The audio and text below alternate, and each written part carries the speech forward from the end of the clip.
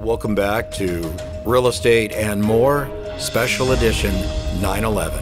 Now we're reporting fire on the 78th floor that's uncontrolled. 37-year veteran Battalion Chief Joe Novelli. Thinking back from a personal standpoint, what were your first thoughts that went through your mind when you first heard the news that these massive towers had been hit and people needed help? Yeah, I think like so many of us that was around for that, you're not going to forget that moment. For me, I got a phone call from a firefighter that says you need to turn on the TV, and so turn on TV and saw the footage of the towers that have been struck. The emotion that came to me then, like so many of the coworkers that I've worked with, was disbelief, powerless. I come from a career where we're called in and we will make a difference, right? We're usually called into something and we'll make it better. It might take a village, it might take two people, but we usually can troubleshoot something and make it better. And the overarching emotion I had, well, there's nothing I can do. I could just, so at the time I was on this urban search and rescue task force. It's a federal team. At the time there was 25 teams in the United States.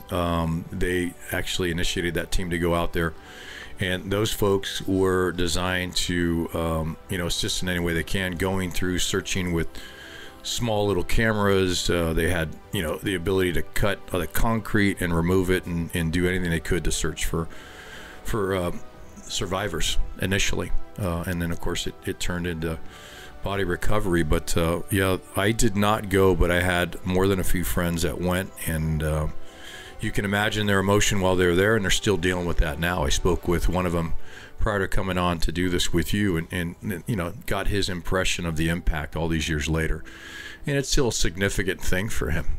He's had to dig really deep to take the positive feelings from that, and he has, mentally, emotionally, physically, and spiritually, he's, it's changed his life. And I think so many of us as well, whether we were there or supported those who came back. So it's interesting. At the time when the firefighters went out to New York City, what protections did they use? The respirators, the same ones that they would normally use? Yeah, they weren't able to use those because those have a separate bottle and they have a time frame, usually 30 minutes. And it's really when you're working, you get about 15 minutes from it. This particular friend of mine that went out actually had a relationship with a company in Europe, and they actually started putting on these. They're called APR, so they're canistered individual units that they put on, like you see people spraying cars and things like that in a spray booth. So they were wearing those when nobody was. And in fact, this individual, I won't use his name, he called Europe and asked them to ship as many as they could to provide this respiratory protection for the rescuers that were there, which of course, I have statistics, and I don't know when you want me to get into that, but how many people, there was over 400,000 people that were involved after those buildings went down, whether it was rescuers, volunteers, everybody that was involved. And a lot of those rescuers, over 4,300 of those first responders and partial survivors died within the first few years since that world attack, and a lot of it was respiratory, leukemia, prostate cancer, all those things that were significant, and they're still showing effects all these years later. And I don't know, Mike, if you want me to get into this victim compensation fund. So it's called a VCF. Mm-hmm. It was originally founded in 2001, and that was for folks that were there providing the rescue. And then what they realized quickly thereafter is it was taking years for all these different types of leukemia and prostate and thyroid cancers to kind of present itself, not to mention the respiratory effects from all the particulates, the asbestos, the glass being pulverized, all those products when those buildings came down. And recently, in 2019, they authorized the extension of that fund, which is significant because they've continued to put monies in that fund that helps pay for ongoing support and medical conditions. They extended that to 2092. So basically anybody that was there, they're trying to make those funds available to potentially the end of their life, because these things are still presenting you know, all these years later. It's a and good thing. so that's a great thing. Yeah. Not even the preparations for the tanks that would filter out a lot of the harmful materials were available, because this is so rare. I mean, how do you protect for something like this? Yeah, and those APRs, those individuals, that made a huge difference, but there wasn't enough. And if you looked at footage, whether it's through documentaries or you know, film from real time, you saw people with masks, just those paper masks that we would get at our hardware store, right? Yeah. Which did not help, and unfortunately we're seeing those statistics in numbers of people that are suffering since then. Notice that after a few days that everyone tended to mobilize into the form of, hey, this is America, you know, let's get together, let's do what we can, let's create these funds, let's take care of these people, and let's just see what we can do. You see American flags where you'd never seen them before, and now you see them on houses, you see them on cars. It rallied together in a sense of community that I don't think I've seen since, Joe. Well, that's what I was going to say. At 56 years old, that's the closest I've ever seen our country come together. People waving you in when you're changing lanes, and you know, it's sad, but it's well documented. When you go through crises like this as a country, it brings you together, and it certainly did. I think in this time frame, it was, it was a horrific time. What kind of coordination was put into effect to mount the recovery of so many lost souls? A shining example of, and I try to explain this to loved ones and neighbors, and this is a shining example of how do you share the commitment that, at least in my industry, these firefighters have to be able and be willing to take an order as they walked into that lobby. And there's some footage out there, and you see the engine captains and the lieutenants and the crews walking in there, and you see the officers that are dressed in white. Those are battalion chiefs or division chiefs with FDNY, telling them assignment, and you see them put their head down and they walk up while these buildings are on fire, and most certainly realizing that this could be the end for them, and yet they're still committed to the oath that they took to protect and try to save lives. An example that I wanted to share with you and the listeners was, I had a dear friend of mine, still do, that was an Oakland firefighter, and at the time that these planes struck, he was in Las Vegas on his bachelor party with a significant group of men from the Oakland Fire Department. They heard the news. They said, we got to do something about this. They rented 3 vans, drove back from Las Vegas. They said they went to the airport, picked up their cars. Were there no, and you would know that, there was no cars at the airport.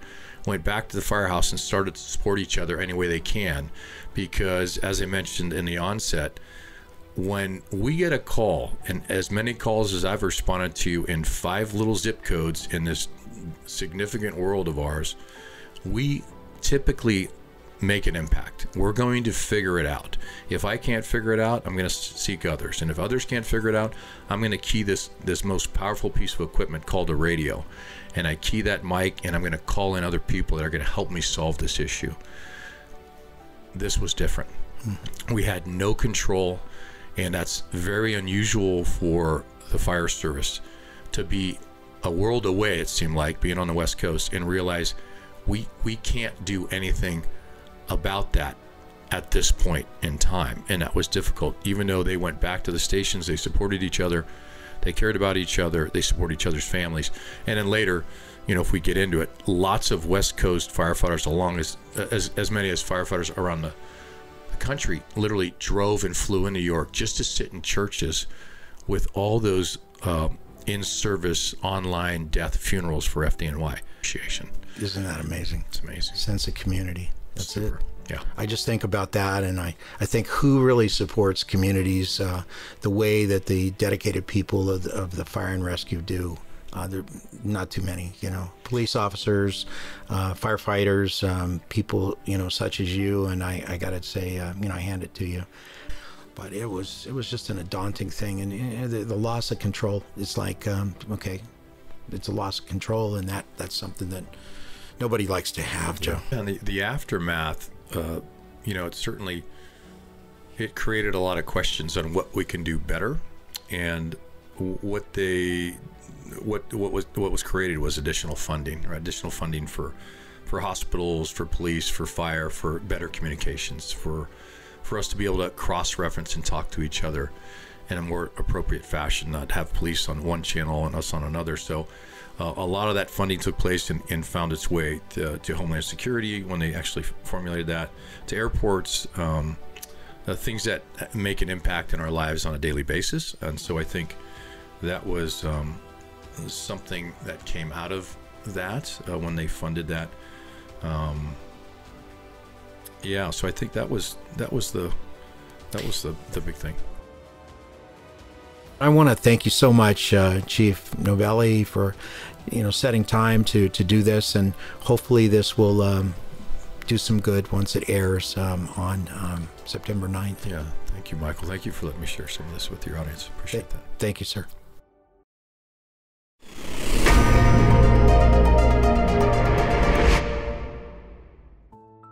I'd like to introduce Dr.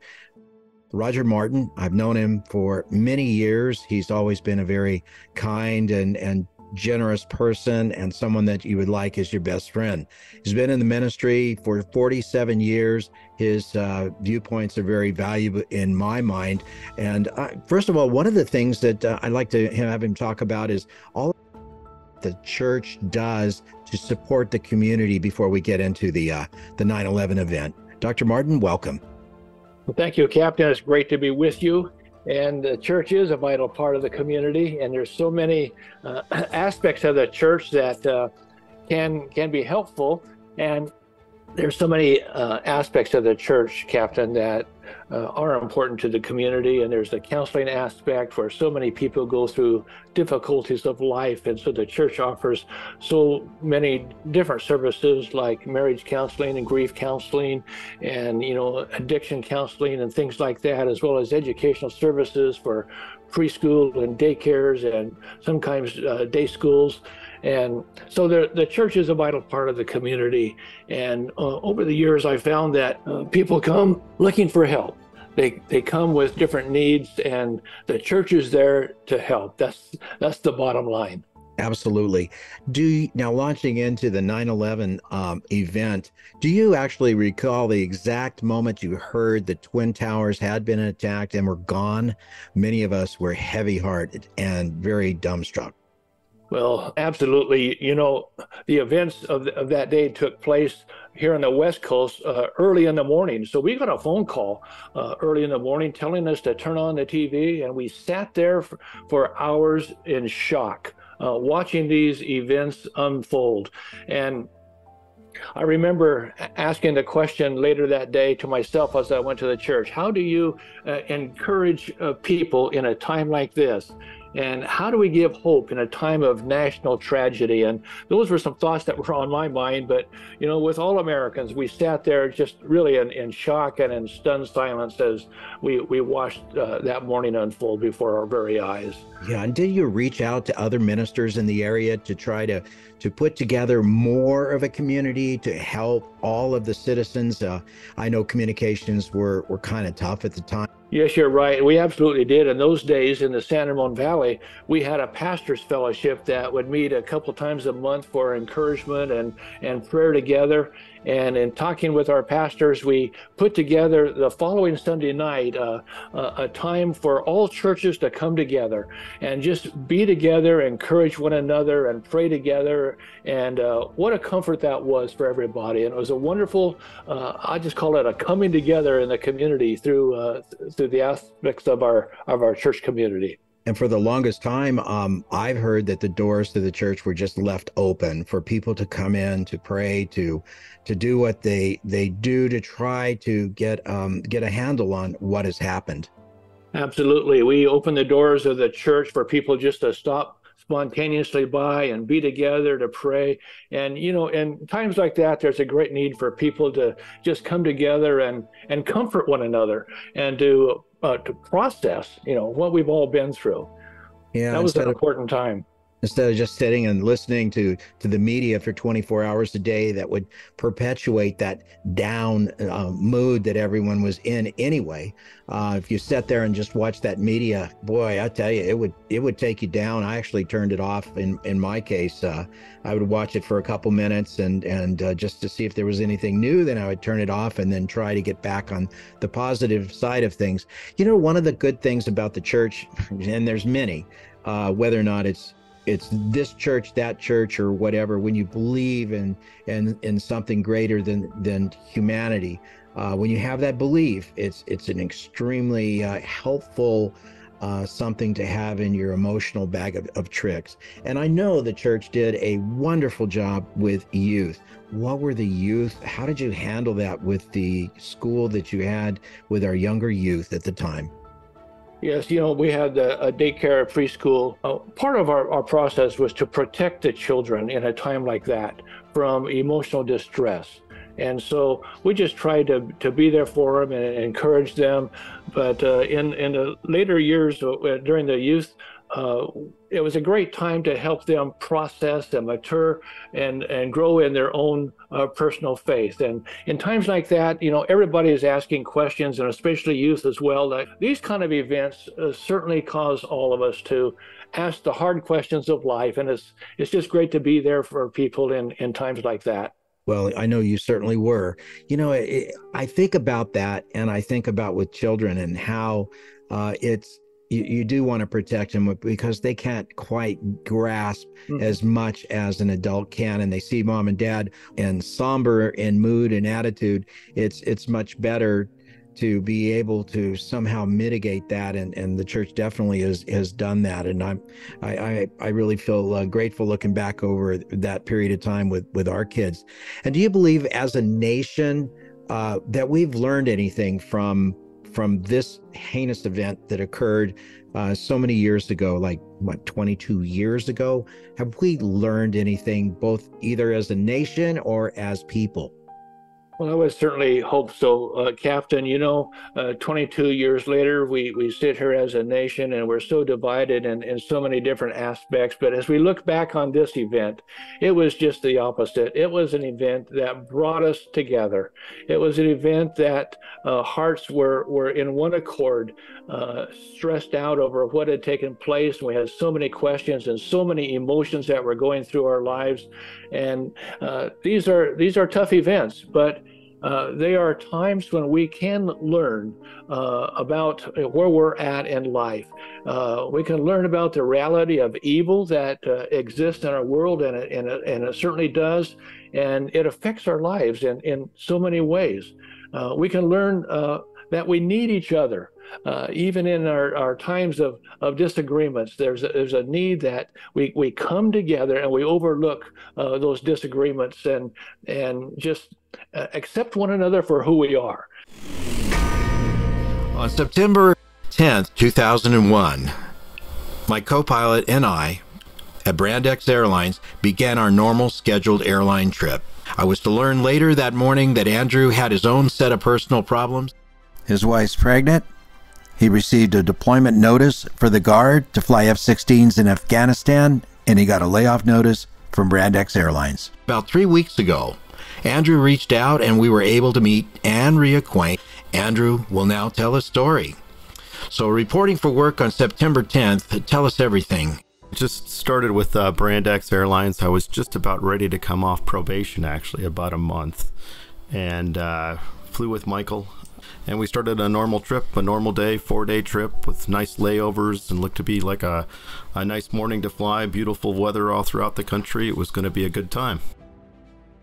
And so then all of a sudden, you had all of these problems. You show up for the trip, and this trip turns out 9/11. And we got on the bus, and then all of a sudden everyone's cell phone started ringing, and all the news was coming out.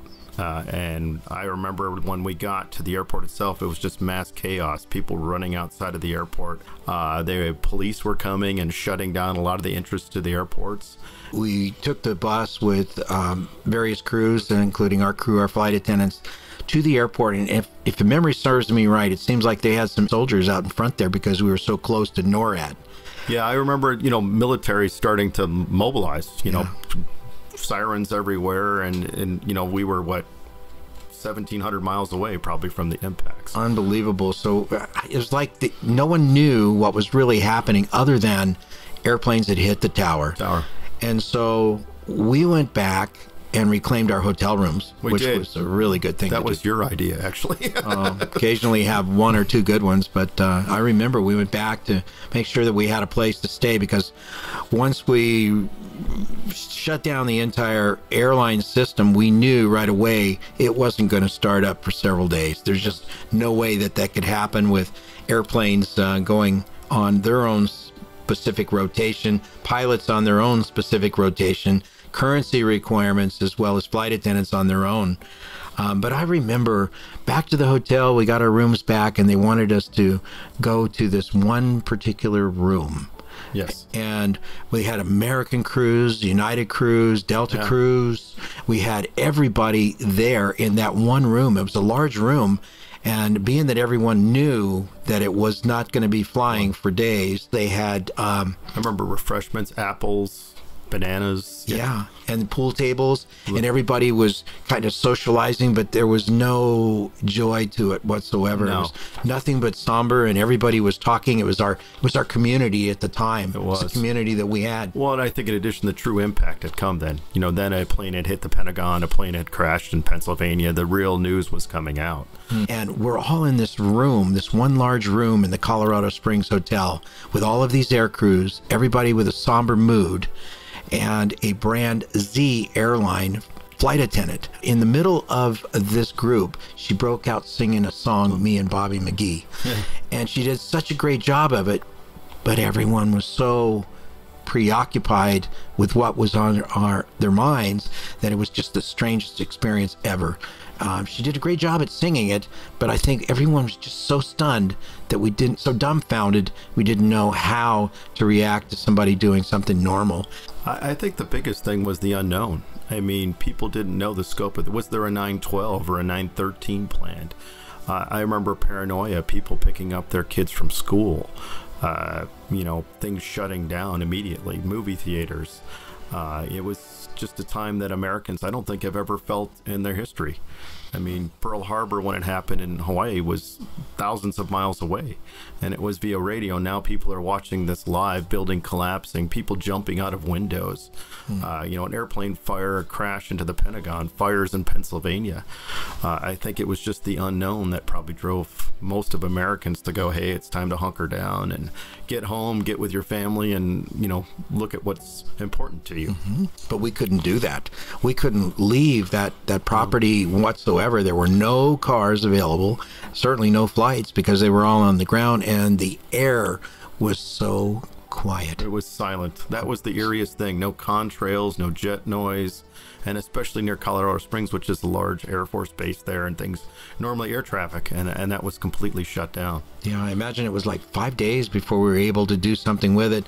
This airline, as well as other Brand Z and Brand A, and all of the other. All my friends were getting furloughed because we'd all got out of the Air Force and got hired all at the same time.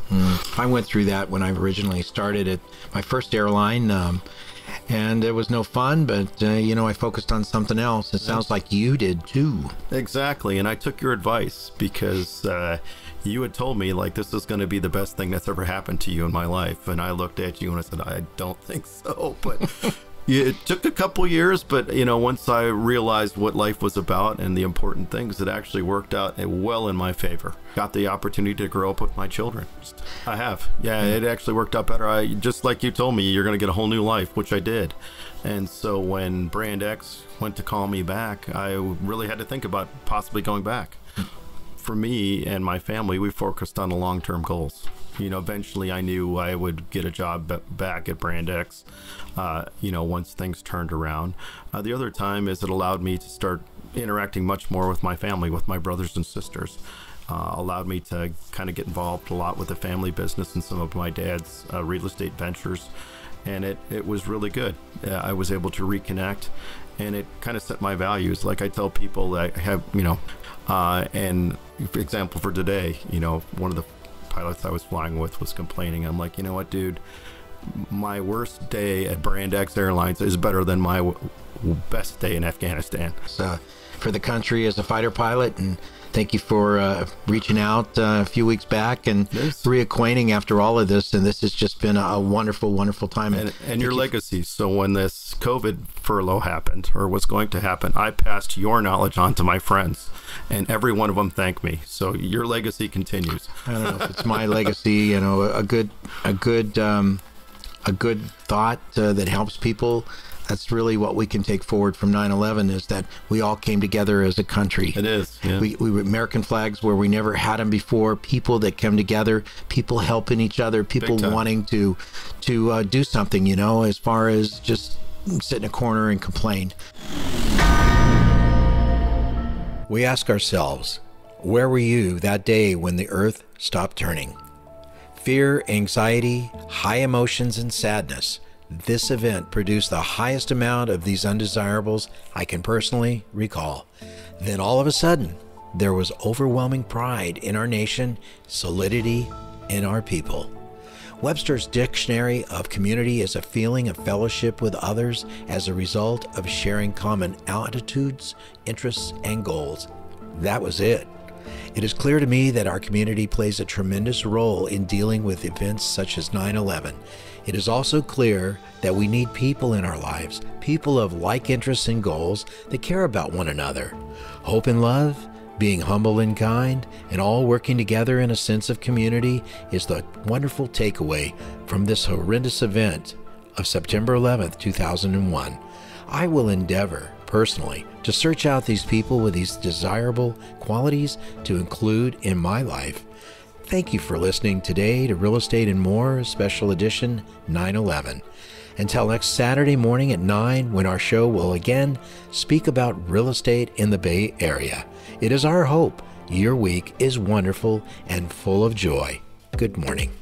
The views and opinions expressed are based on current economic and market conditions and are subject to change. Information on the show provided for illustrator purposes only and does not constitute professional or legal advice. Information from sources deemed reliable, but accuracy and completeness not guaranteed. Michael Hatfield and the Michael Hatfield RE/MAX team have no liability for information discussed on the show. Consult with qualified professionals prior to taking action.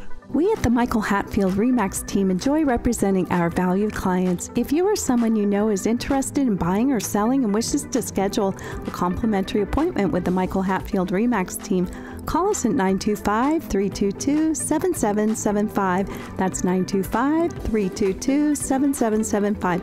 Or go to our website, michaelhatfieldhomes.com. I'm Michael Hatfield. Thank you for listening today.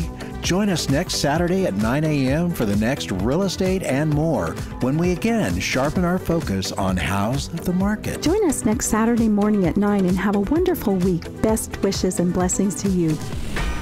DRE 01493761.